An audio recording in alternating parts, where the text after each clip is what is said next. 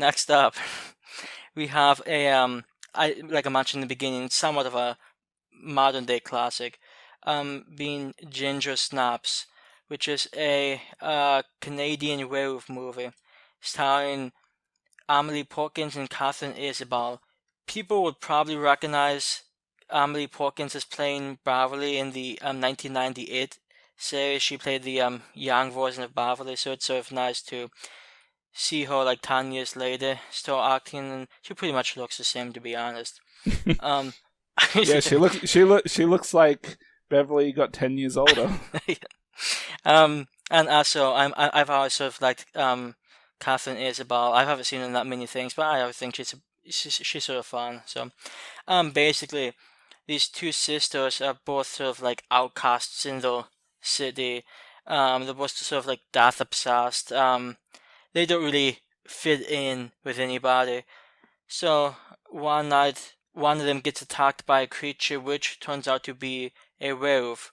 And then through the event, course of the movie, this one sister starts exhibiting more and more sort of werewolfish traits, and the other sister's trying the best that she can to save her sister. I mean, these are very, close siblings, but they're getting further and further apart, and will she be able to save her sister from the curse of the werewolf? That's a suspenseful question. Um, it's it's a movie I've seen, 3 or 4 times, and I'm not really big on werewolf movies, but this one I think is actually really decent. There's a bunch of reasons for that, but my main thing is I think the relationship between Emily Parkinson and Catherine Isabel's characters, I think it's just fantastic. It's a very, in my opinion, emotional movie at times, especially the conclusion. I mean, because these sisters are like the best friends, and in fact, really the only friends each other has, and then something completely outside of their control comes in, and it just really screws up everything. So I don't know. I think the main performances really make this movie a better movie than what many other werewolf movies might be. I'm the same with werewolf movies. I'm not a huge lover of that particular subgenre. But this one is probably my favorite werewolf movie, if I had to pick one. I saw it when it first came out back in like the early 2000s. I just randomly picked it up on DVD because it was a cheap DVD that was on this shelf. I was like, oh, I'll give this a watch. And no, I really enjoyed it. And the fact that right now I've got a daughter the exact same age as as these girls in this movie, I'm starting to see a lot of some of the same traits, not necessarily all the bad ones, but in terms of attitude and yeah, no, it was a lot easier now to relate to how these girls are. It's actually a fair point, and if I can just quickly touch upon that, I can imagine part of this movie is somewhat awkward for like guys in general because it's a decent amount dealing with the effects of puberty, and it's very crystal clear. Like it's a lot of sort of womanly talks in this movie. It sounds so sexist now that I think about it, but there's a lot of stuff in this movie that I think a lot of guys might not necessarily be the most comfortable with if they're not really into if they haven't had those conversations themselves with anybody. So I sort of really like that more interesting perspective that we don't see all that often. I mean, I also didn't mind the character. What's his name? The actor Chris Lemke, I think is the actor's name, but his character in the movie was also enjoyable. I thought, the kind of low-key drug dealer trying to help. Low-key drug dealer, like that was the most obvious drug dealer I've seen. Well, he's trying to keep everything on the down low. Not doing a great job. He's got this huge facility growing all of his pot and that guy. I really like that character. I mean, and he legitimately seemed to try to help. But he might be I don't know. Was he actually attracted to the sister or not? It's an interesting question. I don't think so. Anywho, but the very first moment we see his character in the movie, and this probably has no bearing on your enjoyment of this character, but as he arrives on the scene, he storms in on his van, and he's got his music cranked up loud. And for me, the thing about it is the song that he's listening to. This is before I even first saw the movie. I was obsessed with that album that song is from. And that song in particular, I think it's probably the best song on the album. It's from a band called Glassjaw, and the album's entitled Everything You Ever Wanted to Know About Silence. It's a fantastic album. It may or may not be your thing, but for me, it's the best album ever created. And the fact that this guy's listening to it just catapulted him into my favorite character of all time. I do believe I've only heard a single song by Glassjaw, and I do believe I hated it. So, unfortunately, off the top of my head, I cannot remember which song it was. So I'm sad. Yeah. Anywho, that really got him off to a good first impression with me. Yeah. I mean, with this movie, I think it has a good progression of the difference.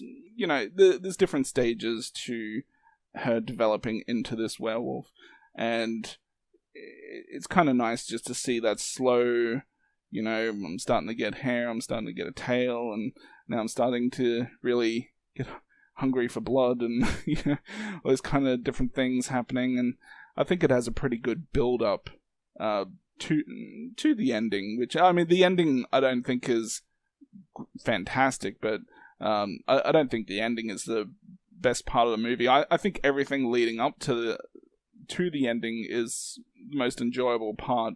And I mean, the werewolf action at the end it's okay as well, but it was more the characters, I think, that made the movie pretty enjoyable, as opposed to, you know, eventually seeing werewolf action at the end.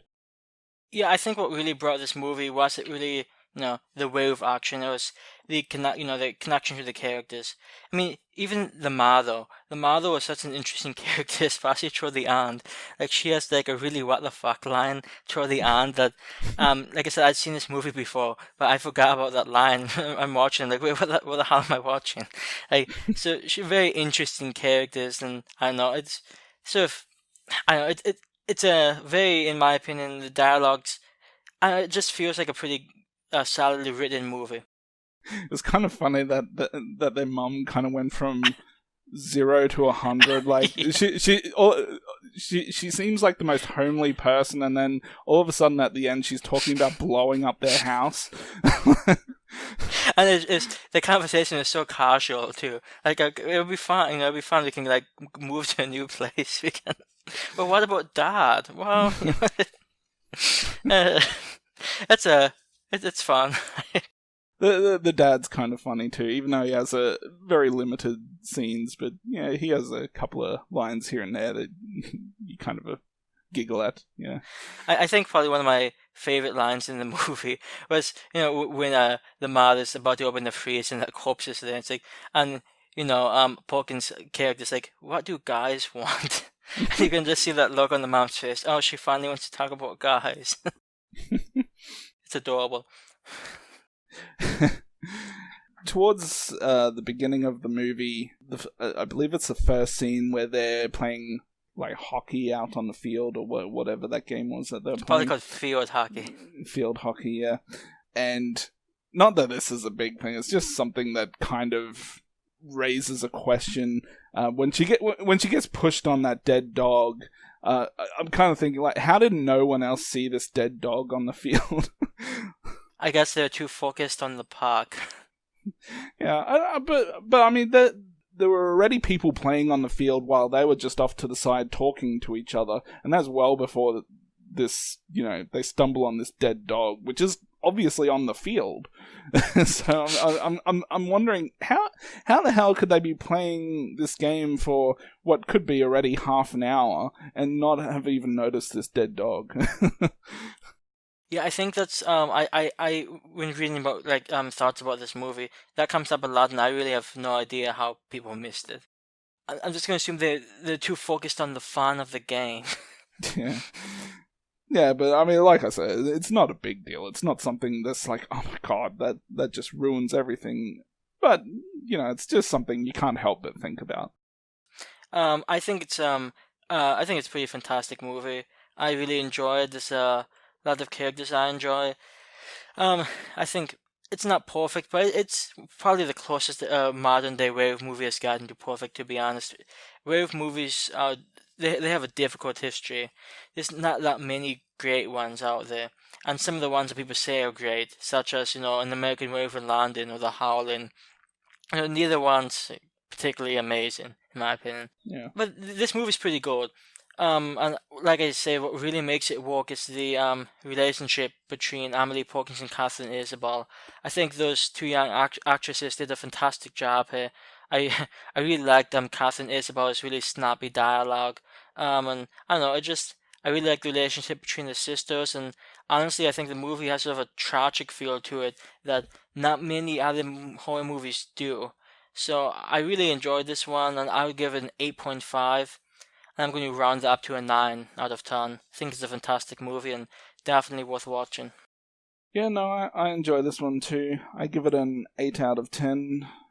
Yeah, I don't think there's a whole lot more I can say about it that I haven't already said, but Play safe. if you want my general thoughts, go listen to the previous 10 minutes. But no, the characters are good in this movie. At least the main characters, they really are what make up the majority of this movie and why it's enjoyable. So, just watching them and their progression of dealing with her transformation, and yeah, it's all entertaining and riveting stuff. So